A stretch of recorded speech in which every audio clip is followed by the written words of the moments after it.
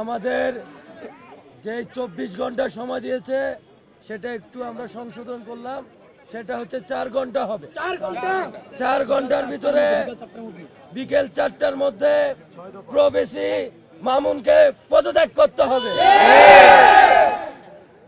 আর এই আমাদের ঢাকা কলেজের শিক্ষার্থী রাকিবের উপরে যেভাবে নির্মম, যেই ফ্যাসিস্ট আওয়ামী লীগের আমলে পুলিশ যেভাবে হামলা করতো, ঠিক সেম কায়দায় হামলা হয়েছে। আগামী 4 ঘন্টার ভিতরে এই হামলাকারীদেরকে শনাক্ত করে বিচারের আওতায় আনতে হবে। যদি না নেয় 4 ঘন্টা পরে Dhaka college, Titumir college, 7 college সহ আমরা কঠোর কর্মসূচি দিতে বাধ্য হব। 4 ঘন্টার আলটিমেটামে আমাদের যে 6 দফা আছে, এই 6 দফা হচ্ছে বাস্তবায়ন করতে হবে। যদি না করে তাহলে আমরা 4 ঘন্টা পরে আমরা কঠিন কর্মসূচির দিকে যাব।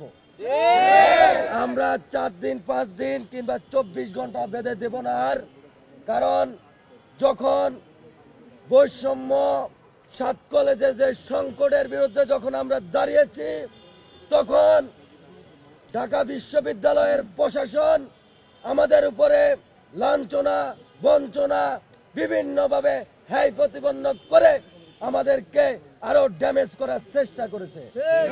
আমরা যখন প্রতিবাদের সুর তুলেছি, তখন এই মামুন বাহিনী দিয়ে নীলক্ষেত এই মিরপুর রোডে আমাদের উপর অতর্কিতভাবে হামলা হয়েছে। যদি 4 ঘন্টার ভিতরে আমাদের দাবি বাস্তবায়ন না হয়, আমরা কঠিন কর্মসূচির দিকে যাব। আমাদের আহত আমরা 7 জন, এখন পর্যন্ত আমাদের গুরুতর আহত আছে 3 জন, আর হচ্ছে 7 জন, আর হচ্ছে আনুমানিক হচ্ছে আপনার 10 জনের মতো আছে। 10 জন হচ্ছে দৃশ্যমান যারা এখন আমাদের হলে আছে, আর নরমালি হচ্ছে 50+ হবে আমাদের যারা আহত হয়েছে। আমরা হচ্ছে জনদুর্ভোগের কথা চিন্তা করে আলোচনার প্রেক্ষিতে সকল দল মত নির্বিশেষে ক্যাম্পাসে 7 কলেজের সাথে সকল সামাজিক সংগঠনগুলোকে নিয়ে আজকে আমরা কালকের হচ্ছে যে সংবাদ সম্মেলনের যে কর্মসূচি ছিল ওটা উদ্ধ করে আজকে আমরা কর্মসূচি হচ্ছে হাতে নিয়েছি। 4 ঘন্টা আলটিমেটাম দিয়েছি যাতে আমাদের হচ্ছে দাবি দাওয়াগুলো মেনে নেয়, তারপরে দেন আমরা কর্মসূচি